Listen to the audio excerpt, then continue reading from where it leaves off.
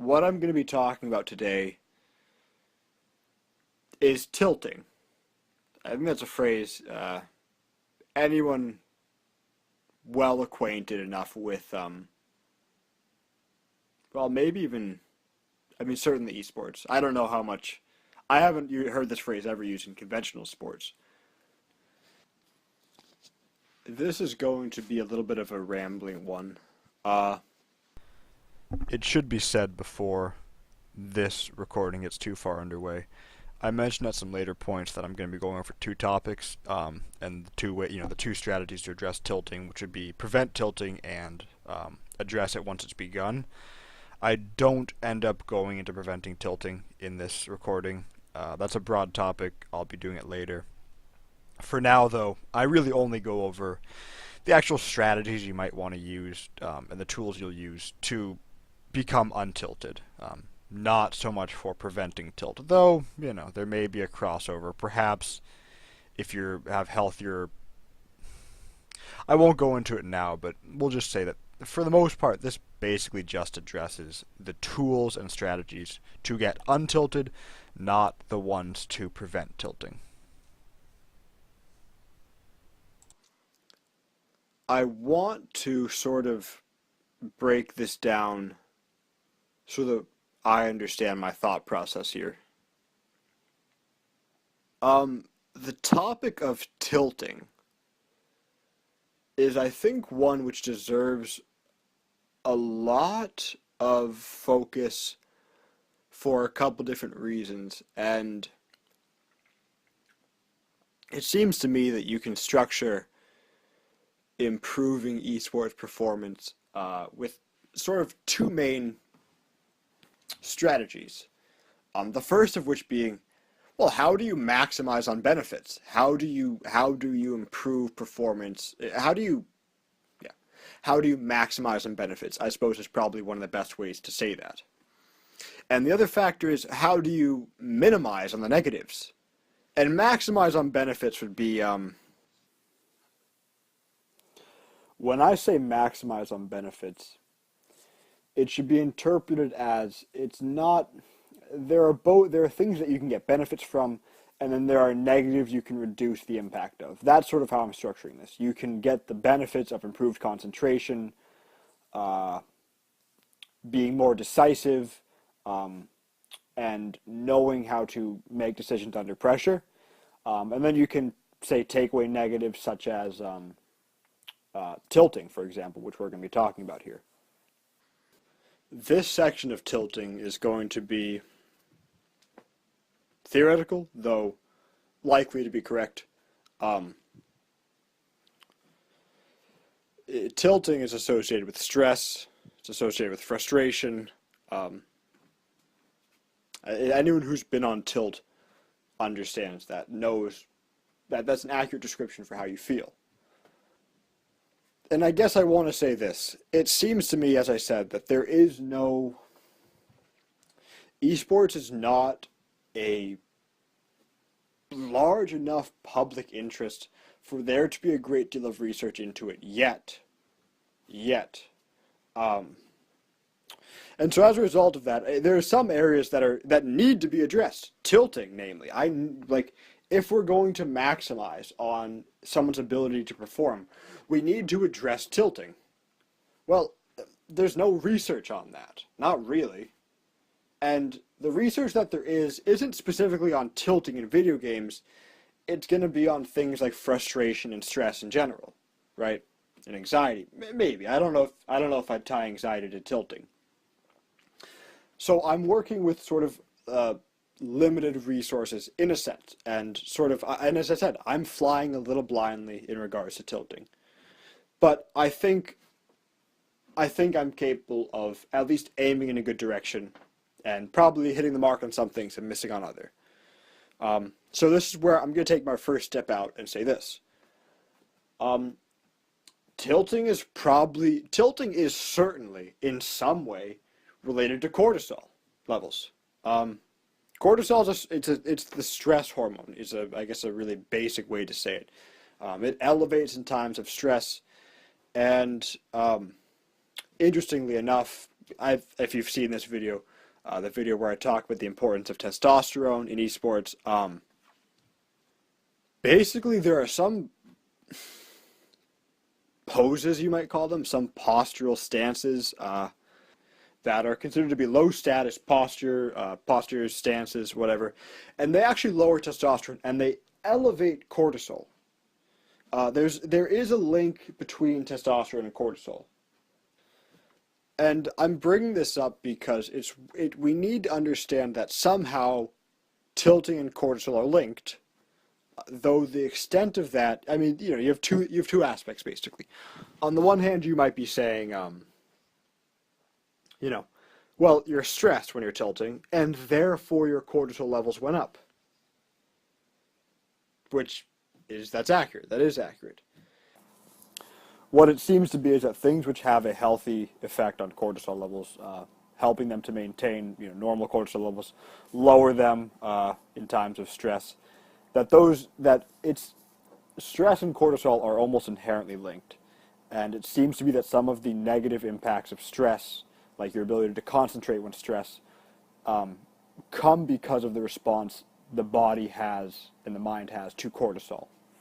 So if we can find ways to promote a healthier cortisol response, or say with something like power poses, lower cortisol levels when they're beginning to elevate, say when you're tilting, that should offset the negative aspects of tilting that we're looking to deal with. Let's start with something pretty basic. Something that, as I said, I am flying a little blindly here. Not completely. It's not that I have no idea what I'm talking about, but I have to make some amount of leaps of faith. So I'm going to start with one that is basically not a leap of faith, something really, really minor. Number one, chewing gum, engaging your facial muscles. It's pretty well, it's not just pretty well established. It is undeniable that chewing actually has a therapeutic effect for stress levels, for cortisol levels. An interesting study demonstrating this was done they were studying caffeine and its effects on hormone levels, and they basically found if you drank a cup of coffee, it had a positive impact on your testosterone levels. However, it also elevated cortisol levels. And elevated cortisol levels are actually detrimental for testosterone. Researchers found that when you were chewing caffeinated gum, it had the positive caffeine-associated testosterone surge. However, it had a less significant elevation of cortisol, and that was because of the activity of chewing having that therapeutic positive effect on cortisol levels. Well, so what can we infer from this? Well, possibly that when you see these esports athletes sitting down at the computer, sitting down to play with their cup of coffee, maybe they should be sitting down with caffeinated gum instead. This is one that it's not necessarily, the applications are fickle, kind of. This relates to if you've heard some of the things I've talked about, I've probably touched upon it. And this is power poses. One of the interesting predicaments I'm running into here with recording these is that there are a lot of areas that intersect, and that happens a lot of the time with health stuff in general. Sleep is related to hormones. Well, hormones are related to sleep. Well, hormones are related to diet, so is diet related to sleep? You start to build these, it's like a web, basically. That's one of the things I'm seeing is happening with this esports stuff, is something like power poses. But if I'm doing power poses, I'm also, they're also worth talking about outside of game. Well, they're also worth talking about just in regards to testosterone levels and performance in general. And it seems to me that all three of those things actually do link up. So I'm going to talk about power poses a little bit. I guess I'll try to do a proper long form breakdown or description of what power poses are and why they're significant. Let's talk about power poses and tilting. So what power poses were, to give you the brief introduction, they're poses and stances that are associated not in a power poses are poses and stances which are associated with high status and dominance. Not at a subjective level. It's not, hey, look at this picture.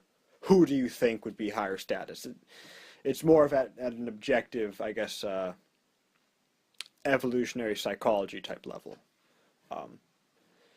And we can actually say that the evidence bolsters that claim because when the individual holds that stance for, say, I believe the time that the researchers found was a minute, 60 seconds. When that stance or pose is held for a minute, that testosterone levels raised and cortisol levels lowered. I mean, here's the thing. What you'll find if you're interested in this stuff is when you're looking at different studies about social status and dominance, a pretty easy trend, and it's to the degree that it's not correlation, it's causal. There's a causal link between the two. Higher social status, being higher up on a social hierarchy, seems to have a positive effect on testosterone levels, and well, a positive effect on cortisol levels too, by decreasing cortisol and elevating testosterone. Okay, so power poses, it was a series of different stances, a series of different poses, each of which, if held for long enough, had a positive impact on these hormone levels. So if our task is fundamentally to help with stress and cortisol, to keep tilting to a minimum and help get us out of tilting sooner, then things which have a positive effect on stress and cortisol levels should fit the bill. And that's, as I said, that's precisely what power poses do. They drastically elevate, maybe not drastic, I don't know what we would define as drastic, but they significantly elevated testosterone levels and lowered cortisol levels. Now, here's the thing, though. Here's the thing. Tilting can take place in two situations. There are two instances in which tilting can occur. You can tilt in-game, and that's obviously more likely than not. If you're going to start tilting, it's going to happen in-game. But even, like, let's say you've tilted and the game ends, and you're still tilted. That happens. That's not uncommon, necessarily. So power poses offer a great solution to one of these, and a not less favorable, but they can certainly do a significant amount. They should be able to do quite a lot for the between game tilt, because there's a little bit of time that elapses. In game, though, well, power poses require you usually to stand up. Okay, well, if you're in game, can you stand up and hold a pose for 60 seconds? I mean, not really. It doesn't seem to be, based on that information, a totally practical solution for in-game tilt. But I want to say this. There are some games. I know that Counter-Strike between rounds, say you get eliminated at the start of the round, you might have a minute, you might have a full minute, you might have more time. So that's one instance in which you actually might have a window to get up and stretch a little bit and do a power pose. Another window would be, it's tougher for something like League of Legends because it doesn't seem like you'd want to risk stepping away. I think the only in-game instance of in the only in-game situation in which I can see it being reasonable to get up and do a power post. This is basically it. There's two. If the respawn timers are long enough, you're half an hour into the game and you're out for 40 minutes. 40 seconds, not minutes. 40 seconds. Because you went down. Okay, well, you don't. The power poses were done being done in a full minute in the study, but I don't think there's any reason to assume that the only positive effects come at the 60th second, and you wouldn't even receive lesser benefits if you did it for only 40. I don't think that that's accurate. I think probably you would receive at least. Maybe it wouldn't even be as significant, but it would certainly occur. You would certainly see something from it. And I say certainly. I can't imagine a reality in which you're holding a pose for 60 seconds and only at the 60th second did a positive hormonal change occur. I think likely you would see, something at least within the first 30 seconds, although maybe nowhere near as significant. The second instance in which you could obviously maybe have a chance to stand up for a few seconds in League of Legends. Well, I'll paint a picture for you. I'll give you a scenario. You're in the top lane or you're in the bot lane or something like that, and you're recalling safely under tower and you're not going to be harassed. You start to back, you stand up, you begin striking the power pose, you hold that for 10 seconds, the recall finishes, you buy your items, you do whatever you need to do, and you proceed to walk back to lane. That's probably, you have another 15 seconds there. So again, and although that's broken up and it's fractured, that's 25 seconds. I don't have the means to do this research. I don't have the laboratory or the volunteers to try and compare a 60-second power pose to a 25-second power pose divided into two different intervals. However, I don't think it would be reasonable to assume that you get nothing. I think it'd be fair to say, though, you won't get as much.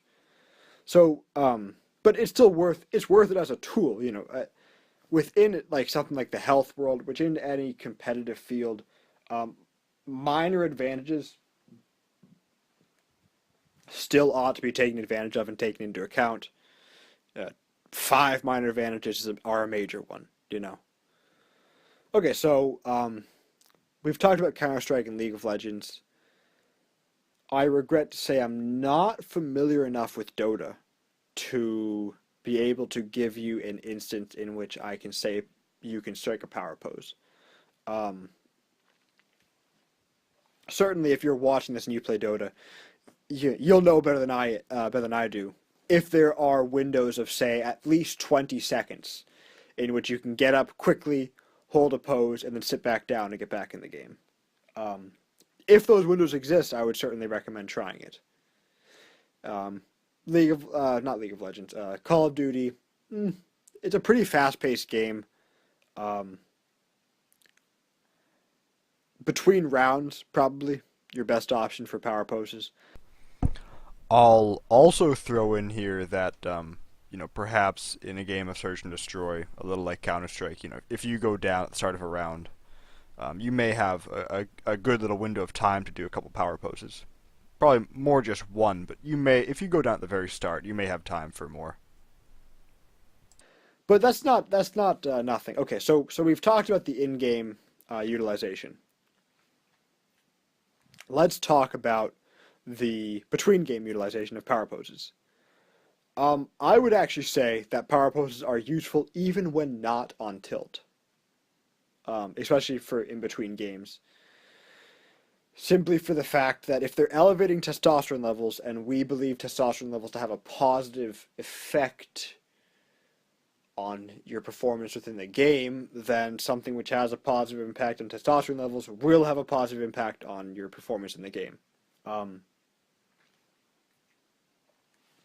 I would recommend doing this power pose before you sit down for the match to start. And certainly you could do a couple of them, let's say you have 5 minutes between a game. Let's say you're in the NALCS for League of Legends, um, and you're about to be going into a game, right? Actually, let's work with something that's a lot more tantalizing and interesting. Well, let's talk about a 5 game series. A lot of what coaches try to do, this is my understanding anyway, a lot of what coaches try to do is help losing teams. At least as far as you know, between matches or sets go. Of course, I'm not talking about. Of course, I know they go over strategy and they do other stuff, but when I say this, I mean that one of the major pieces of what perhaps a coach and coaching staff can do for losing teams between rounds is going to be, to reset their mindset, help them stay in the zone, help them get back in the zone, help them untilt, that type of stuff. As far as momentum goes, if you've lost. Let's say you've just gotten out of the first game in a 5 game series and you lost.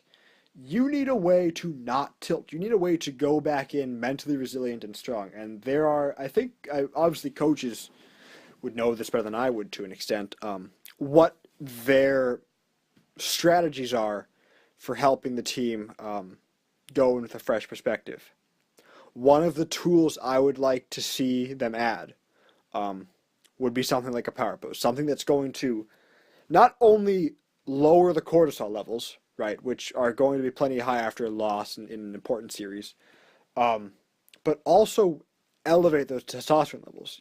Give them even more of a fighting chance going back into this game. And how long is let's say the athletes leave the stage.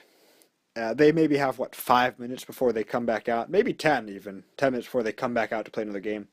You can certainly fit a couple different power poses in there. I believe there's a comparable situation in Counter-Strike, right, where not only between rounds but between maps, um, there should be opportunities to reset your tilt in a sense with power poses. Now, again, this is only one. This is only one strategy for combating tilt. All right, on to the next section of us talking about tilt. So we've gone over chewing gum, short section. Power poses, a fair bit longer of a section, but I think it's because it's both promising and interesting. Chewing gum is it's interesting in the sense that I don't see many esports athletes chewing caffeinated gum in game, even though I see them drinking caffeinated beverages. Well, that's an area of improvement, and that's interesting.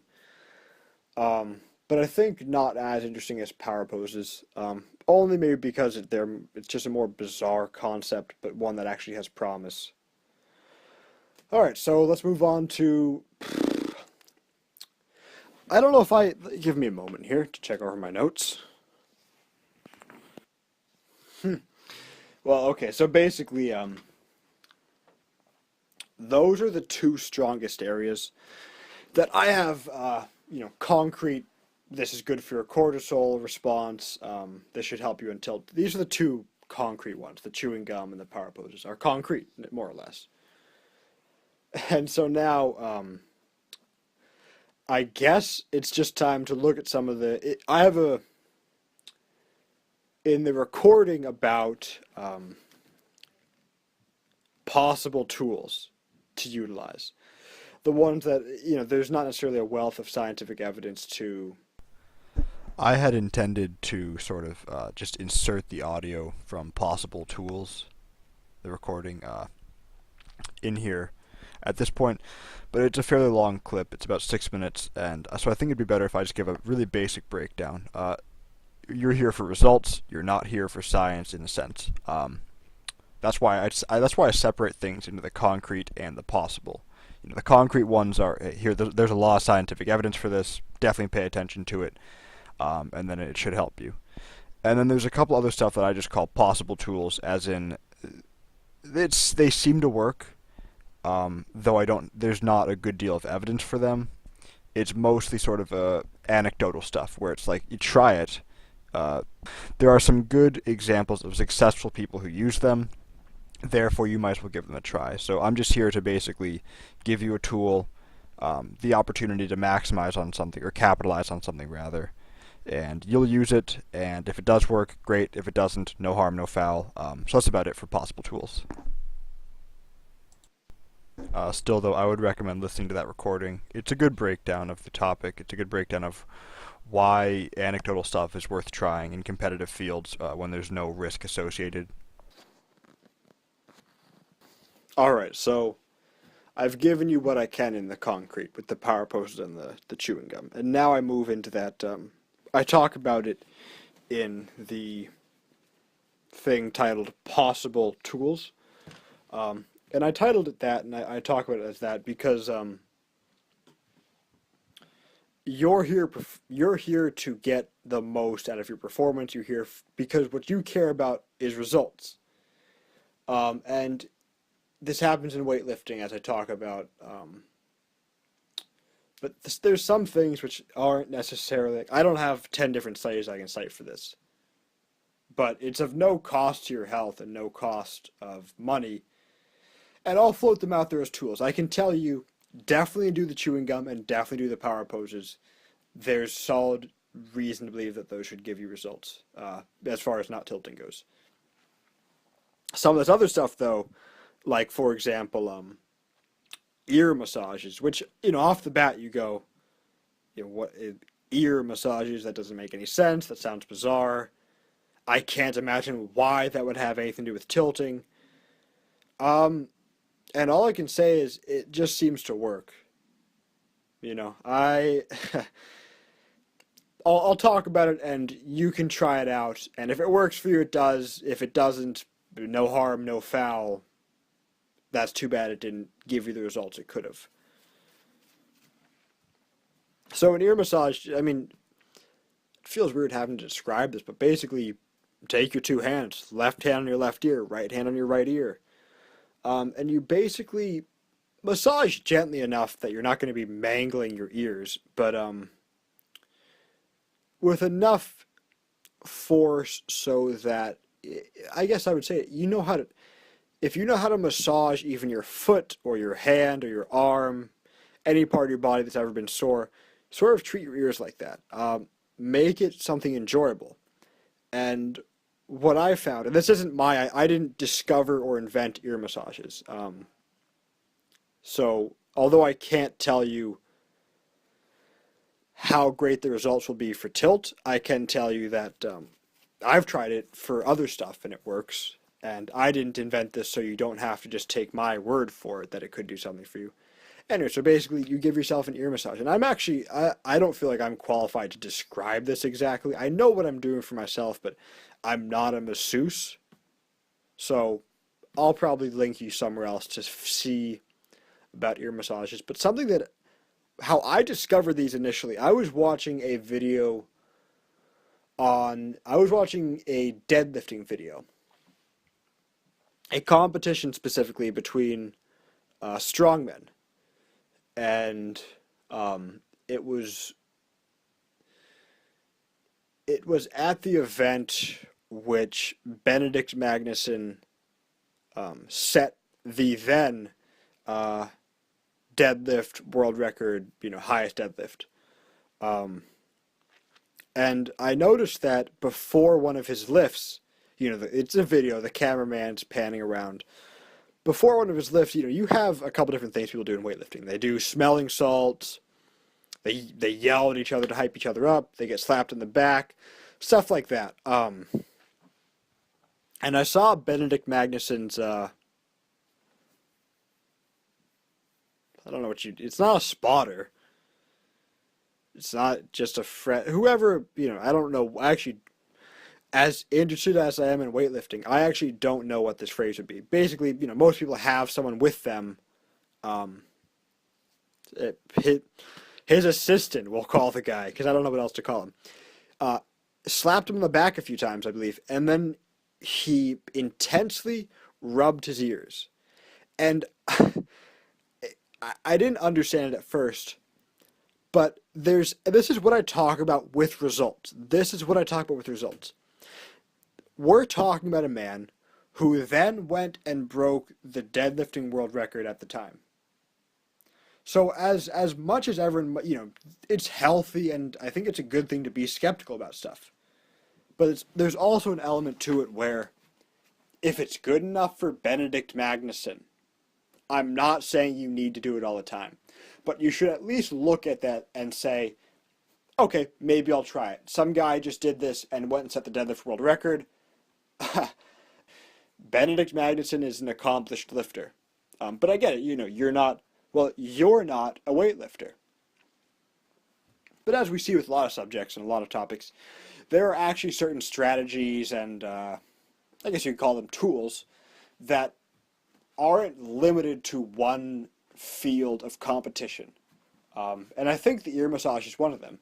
Now, with the ear massage, it has one of the downsides of the power poses, which is sort of, if you're sitting at the computer and you need both hands, well, how do you have time to massage your ears? In the power poses section, I went into greater depth about, the various opportunities you have to utilize it, depending on the game. The ear massages, though, I don't think such an intense time period is required. Take 10 seconds, massage the outside of your ear, massage the inside of your ear a little bit. It should be noted, when I say massage the inside of your ear, I don't mean like your ear canal. I don't mean like putting your finger in your ear. I guess I'm talking like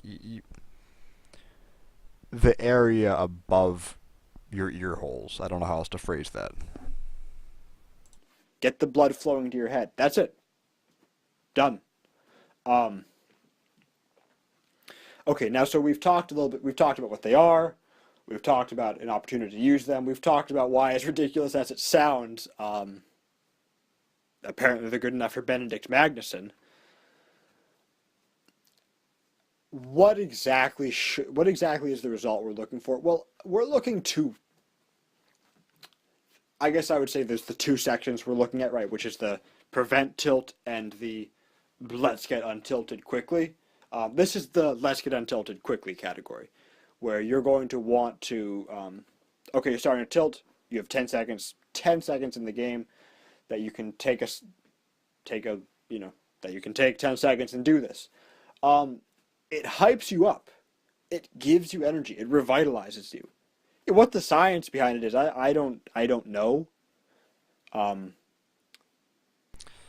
going to be throwing in some links at the in the description, so that you can read more about ear massages and why they work. But it's a possible tool, one that may work for you and may not work for you. And I don't think science is the topic here. The question here is results. And so I would recommend trying it.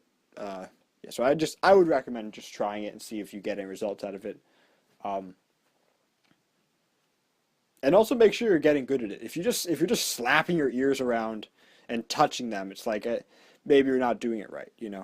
Afterwards, it should feel good. It should feel like you're massaging your ear, and at the end, your ears will feel kind of warm, and you should feel just a little more energy. Why that works? I don't know. It just does.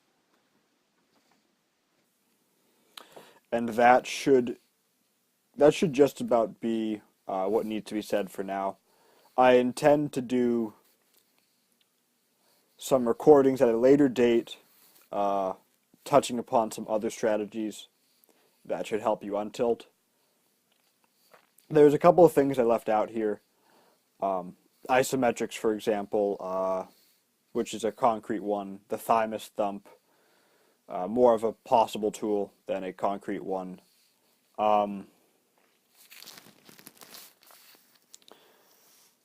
I think that more or less finishes it up. That's about all that needs to be said. And I really will say this for these things, though. I recommend giving them an authentic shot. You have nothing to lose. At the worst, they don't help you, and at the best, you have a couple more tools in your toolbox. and some more things that you can utilize to get an advantage over your opponents.